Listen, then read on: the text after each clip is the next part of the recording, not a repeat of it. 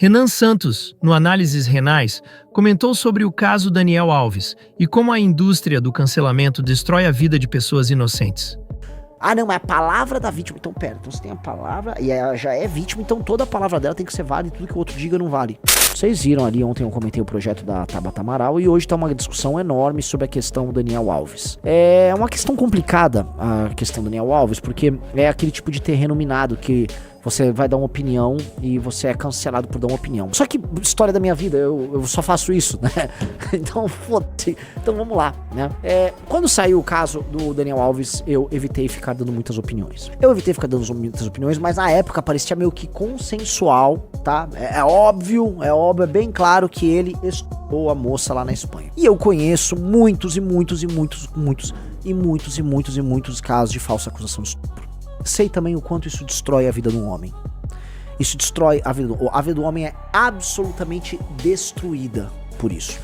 E eu sei que foi gestada uma indústria de falsas acusações de estupro. Sim, amigos. Existe uma indústria de falsa acusação de estupro, em que basicamente vinganças são feitas e decisões passionais são tomadas de modo a prejudicar alguém, porque um relacionamento não deu certo, ou a pessoa quer ganhar um dinheiro, ou a pessoa quer aparecer, ou ela quer prejudicar alguém. As coisas são bem idiotas. E isso se dá porque uma mulher que faz uma denúncia dessas, ela tem pouca ou quase nenhuma, vamos dizer, responsabilização pelo ato mentiroso, né?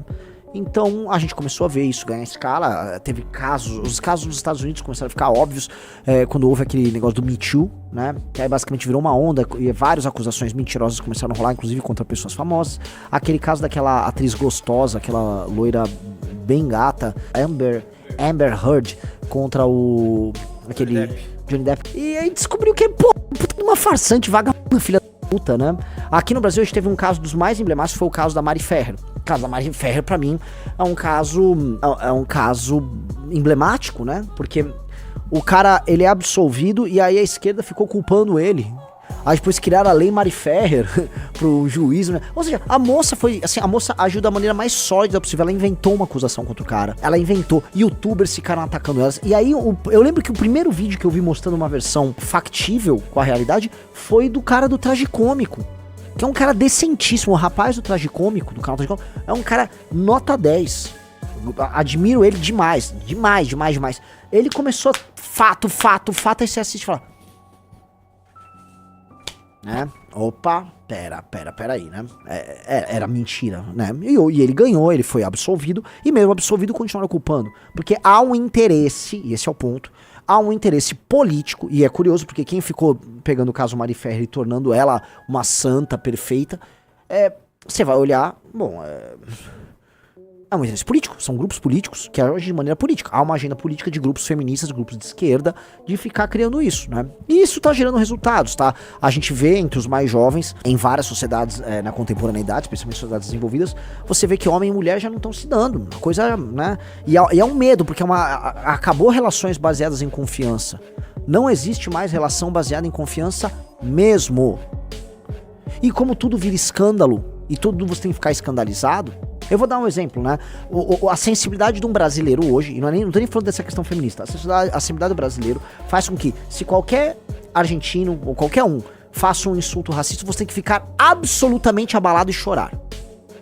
Você necessariamente tem que comportar como uma pessoa fraca diante de um insulto desse tipo vindo de um outro cara, porque, veja só, caso você não fique muito abalado, quer dizer que você pode ser racista. E que você tem que ter uma sensibilidade em que você está profundamente ofendido. E não tô falando que o outro lado é filha da puta, né? Eu tô falando que a tua reação tem que ser uma reação histérica. Pô, você tem que desabar em choro. E mesma coisa aqui. Então, houve a acusação, surge a acusação, a pessoa tem que ser morta e destruída antes de qualquer coisa. O caso do Daniel Alves é o seguinte, né? Tem algumas imagens dele, acho que indo no banheiro e tal, não sei o quê. Mas não tinha muito mais do que isso. O cara foi destruído, a vida dele foi destruída. Chegamos no final. O que rolou? O tribunal falou que não bastava a palavra dela, porque ela não tinha um arcabouço de provas robusto pra falar que o cara a estuprou no banheiro. Não tinha. Eu não vou entrar em detalhes do caso, mas não tinha. E aí o cara foi absolvido. E é isso. E esse é o ponto. Só que ele já foi no tribunal da internet, no tribunal da lacração, e na sensibilidade exagerada das redes sociais, ele já foi condenado. Aí quando vem uma decisão judicial, aí fica todo mundo meio assim. E agora? Pô, ele era o pior ser humano do mundo. Ele era um sujeito plenamente execrável. Só que esse tipo de legislação bizarra continua andando, né? O Renato 38 faz críticas muito válidas ao Bolsonaro, porque quando ele Bolsonaro, a Damares no governo dele, a Damares ficava passando um monte de coisa pró essa agenda feminista. E ela fica até agora, tá? A Damares estava outro dia divulgando mais legislação feminista lá, e ela fica. Por quê? Porque ela é evangélica, é de direita, então ela pode, tá? Ó, CDH prova perda de bens em caso de estupro ou violência doméstica, não sei o quê. O ponto que pra mim é central você pega e um determinado tipo de legislação fica avançando, e você vai pegar elementos insensatos nela, e esses elementos insensatos vão se acumulando no processo. E aí você vai criando uma sociedade em que é tudo tão insensato, tudo tão absurdo, que você começa a ter que se proteger do absurdo. Pensem nas leis trabalhistas nossas. As leis trabalhistas no Brasil são tão bizarras que a contratação no Brasil parece que é uma contravenção. Você vai fazer uma contratação de um funcionário, você já... Pariu, cuidado que... Né? E você não tem uma sociedade baseada em confiança. As pessoas não conseguem confiar umas nas outras em nada. A Tabata entrou com um projeto de lei um tanto quanto bizarro, né? Que em questões de violência, acho que também de sexual, mas violência contra a mulher não precisa apresentar um exame de corpo de delito, ela não precisa fazer um exame. Não entendi, então é só a palavra. Aí eu vou pegar os chavões e as palavras de ordem, e sim, pra esquerda é só a palavra da, abre aspas, vítima. Elas falam, não, a palavra da vítima importa, é a palavra da vítima. Veja, cuidado aí com a gritaria. É vítima ou não é vítima? Até que não haja um julgado e provas sejam apresentadas e haja um contraditório, não sei se é vítima. Pode ser vítima, ou pode ser que não seja.